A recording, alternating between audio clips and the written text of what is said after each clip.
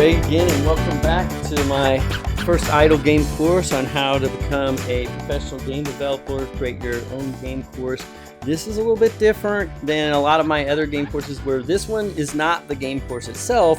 It's YouTube live virtually videos on how to create the course and how the course is getting built.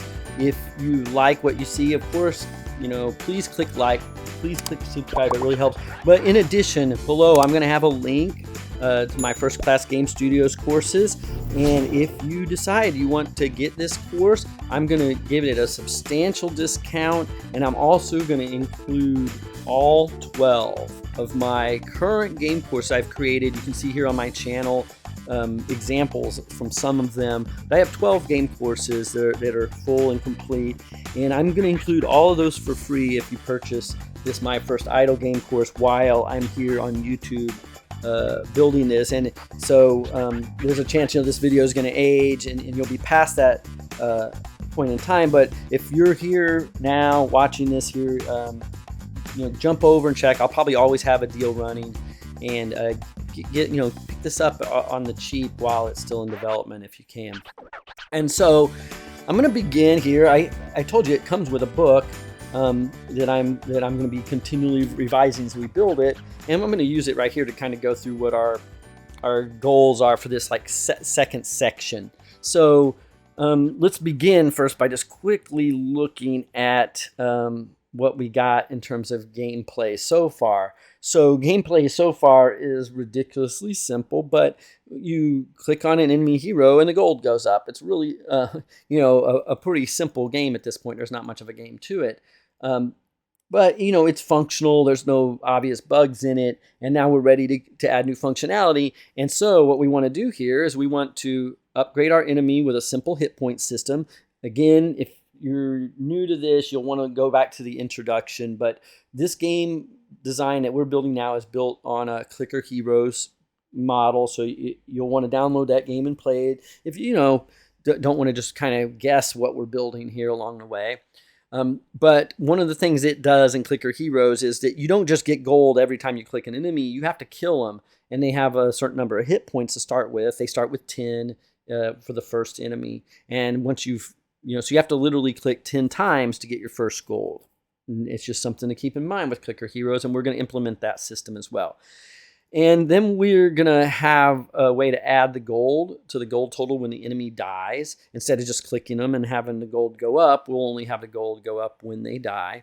And then we're going to use a slider control to visually display the enemy damage. We're going to display the hit point value in text above the slider, which you should already be able to do from watching the last video pretty much. We're going to establish a name for the enemy just to have it there. And then the big piece at the end of this section 2 will be creating a generator to actually spawn new enemies and different enemies, and we're going to learn a lot of new concepts as part of that. So it's a pretty big section. We're going to move a little quicker than we have been so far. So as you'll see, following my own book, we're going to begin. We want to upgrade our enemy to have hit points. We need to add the necessary fields. And so we're going to add public integer max hit points and public integer current hit points. I'm going to just copy and paste it from there. And while we're there, just jump up here and paste. And this is not integer. This is int.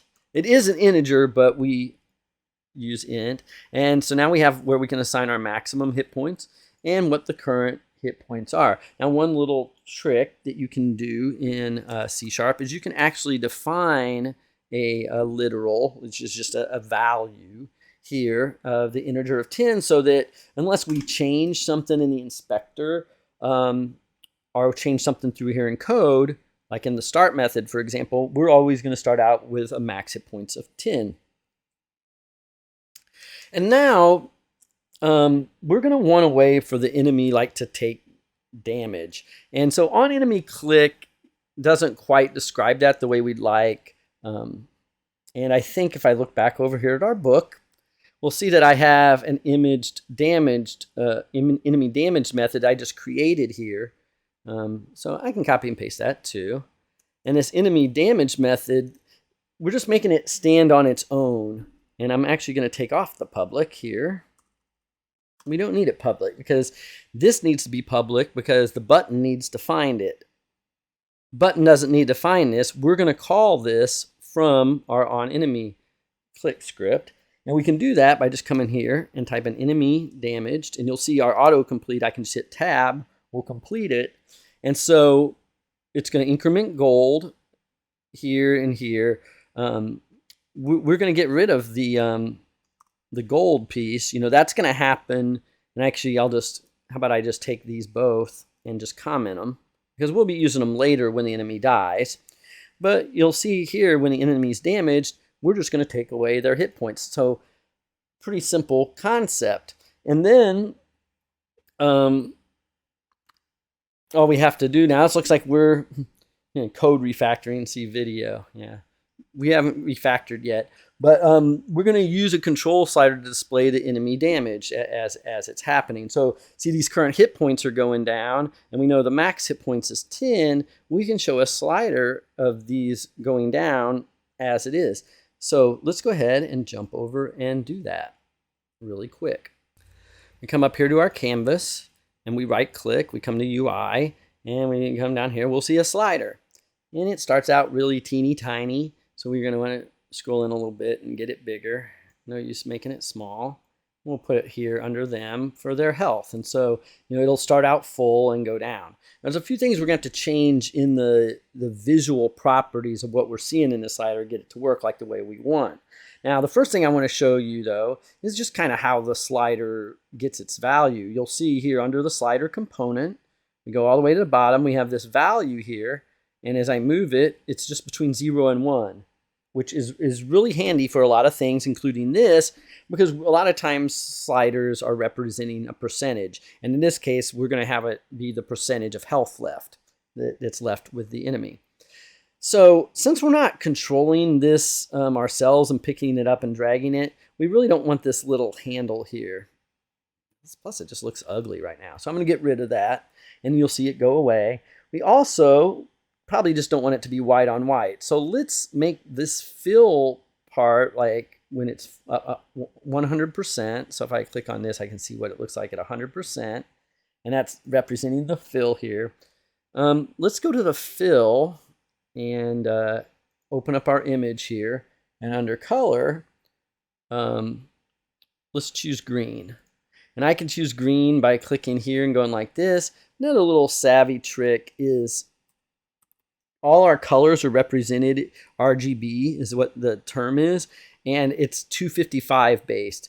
And so if I want to do pure green, I can come in here and under the green, the G, just put 255. And that's now as green can be in terms of computer green. Another little tip I'm going to show you here, just in case you're not aware, this is the alpha channel, which is basically just the opaquity. So if you'll see if I drop this down, how it eventually just turns to white, because it's really showing the background at this point when I have it all the way to 0. But we want to keep it for this control all the way at 255. But this is important because a lot of times you can see things visually aren't what you expect. Things are looking weird. You don't know why they look that way. Check your alpha channel. Maybe it's not at the opaquity rating you expect. The other tiny little annoyances that are when we got rid of our handle, it left the space there for it, like as if it's still there. So we want to maybe just drag it out, just like that.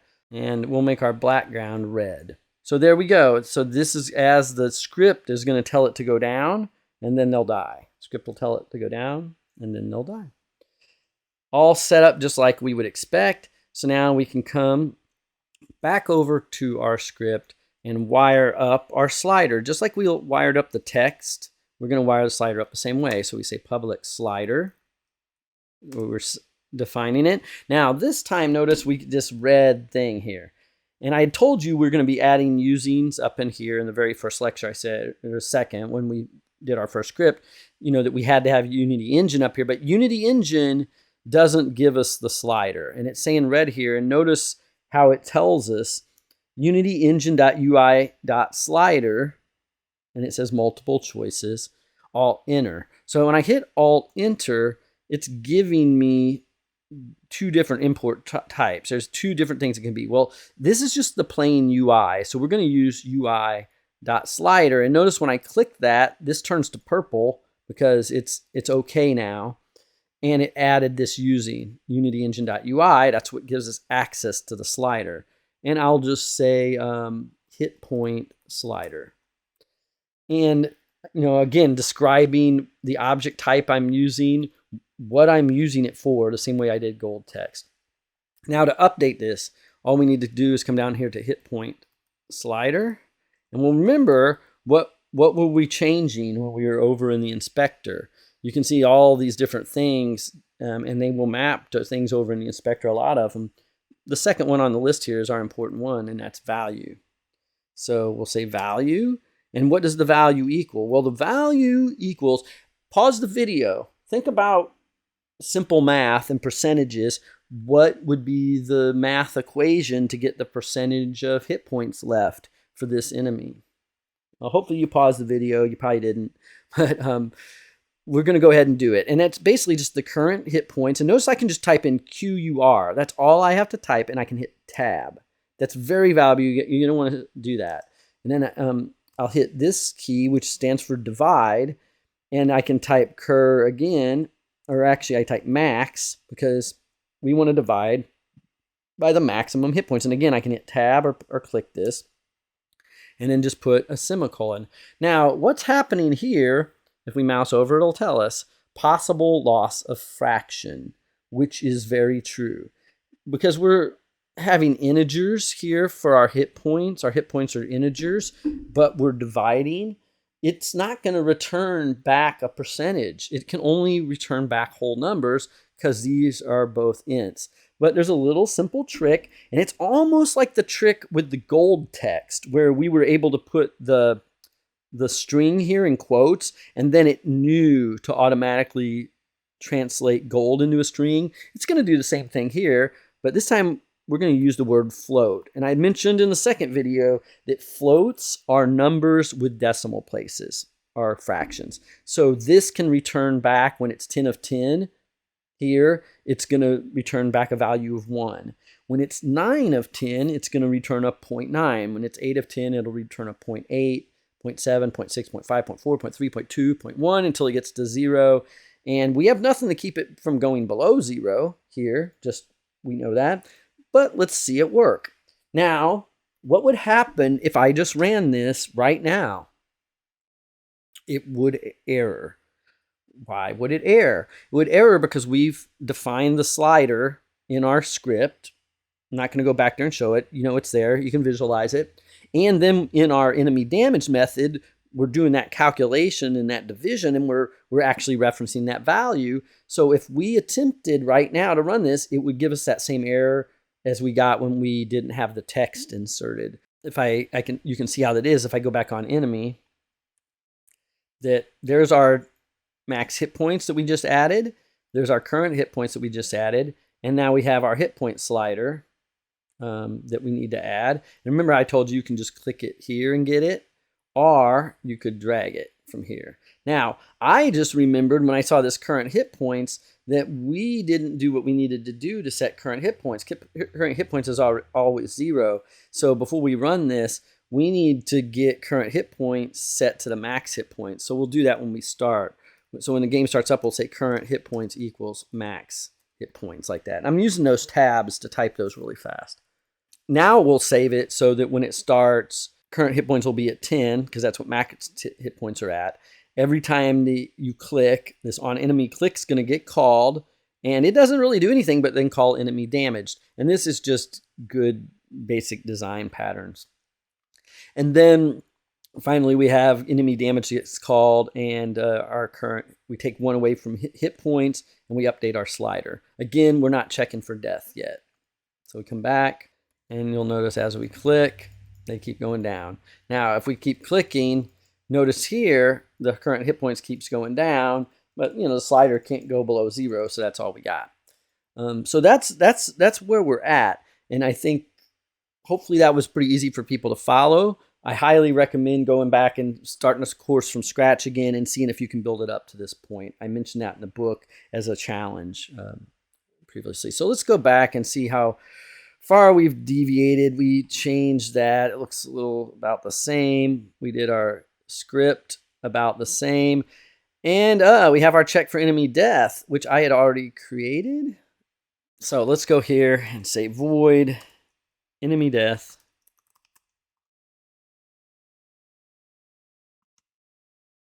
So we'll say check for enemy death.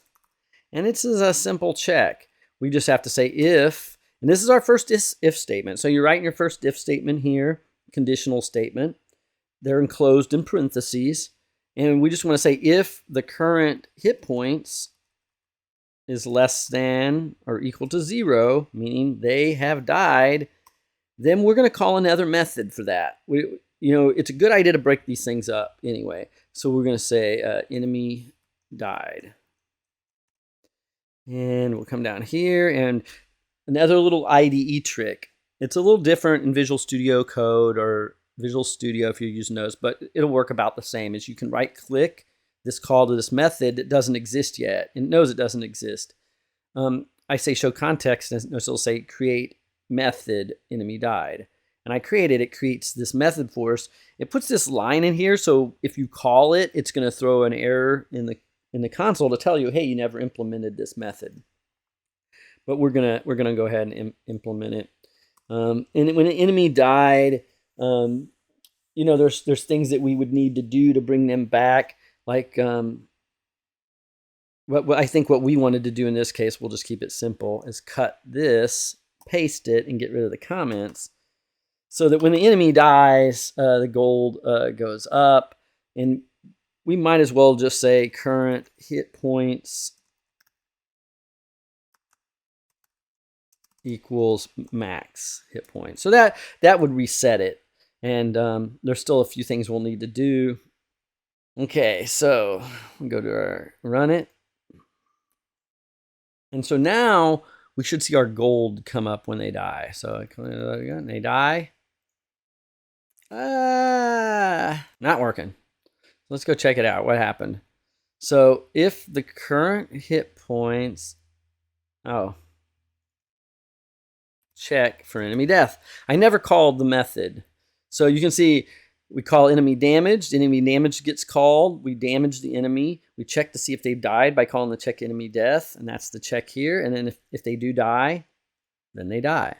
And so you're seeing how you break these things up. This could all be in one method. And a lot of people would write it that way, especially as a beginner. I'm trying not to do too many bad practices. My public variables are bad enough, but they're simplifying our game design over here, being able to drop these in. We'll learn in future videos how you can get more control. But let's go ahead and run it again and see if we can increment our gold when the enemy dies. And there it is. Now there is one little thing. If I go here, they've died there. But this still is showing here, and it's not until you click it again that then it shows the next. So I think I addressed that in the book. Fix to reset slider on death. To do this, we simply set the slider to 1 when we respawn the enemy. So let's go ahead. Let's see, did I name that spawn enemy? Yeah, there we go, spawn enemy. So let's go ahead and create that. We're going to say enemy died, and then we'll say private void spawn enemy. So this method will keep evolving, but that's where we're going to set the current hit points. And then we're going to also, at the same time, reset the slider. So we'll say hit point slider dot value equals 1. Now I'm comfortable putting a 1 in here and not just calling this again, because it's a little different than like the starting gold and some of those other things. We're always going to use this hit point slider, where 1 means you have the maximum number of hit points and 0 means they're dead. So hard coding this in to a 1 is perfectly fine. Once they're dead, that's when we spawn the enemy. So following along so far, hopefully we're reinforcing how to create methods, how to call methods, how to reference objects on the screen and set their values, and so forth. and a little bit of if statement in here. We do have one condition that is checking our hit points as well. So I would again highly encourage you, if you're brand new, to get really comfortable with this before you push on and think you need to learn more, because you probably don't need to learn more. If you can't rebuild what we have here in about 10 minutes or 15 minutes, it means you need more practice before going on. And it's probably the biggest mistake I know I made, and I think a lot of developers make, I think, is that you think you need to learn more syntax and learn more commands and that you're increasing your knowledge, when in fact you just need more practice. Spend time building this. A veteran developer like myself could build this simple little game. You could challenge me and I'd have it done in 10 minutes. In fact, I'll post a video here in YouTube where I had a challenge to build a game in 10 minutes, just like this. So challenge yourself, time yourself, build it, and then after you've done it, just throw everything away and go back and build it again and see if you can cut that time in half. Because every time you do it, you're going to get more and more comfortable with the syntax, and it's going to go faster. And so with that, I'm going to end this lecture. I think we've accomplished quite a bit. We've have a simple spawn enemy where you can check if the enemy has died or not. And we now at least have a very simple hit point mechanism that lets you defer, adding the gold. And so there's still a lot more to do. Obviously, we're just building this up. Like I've said, if you click down below, I have discounts on these courses. I'm doing a massive discount while I'm on YouTube building this up. As I said, this is a new approach where this isn't really the course for the game. This is the building of the course and working through all of the details of it, refining the book. So I am going to be going back to the book a little bit, I think, more as I'm building this out, because I want to keep them together. And part of this is showing you how I'm going about creating these courses. Please click like, please click subscribe, and I appreciate you. If you've listened this far, then you're in the top 5%, and I expect that you have a great passion for game development and you're going to do very well at it. So that said, I'll see you in the next lecture.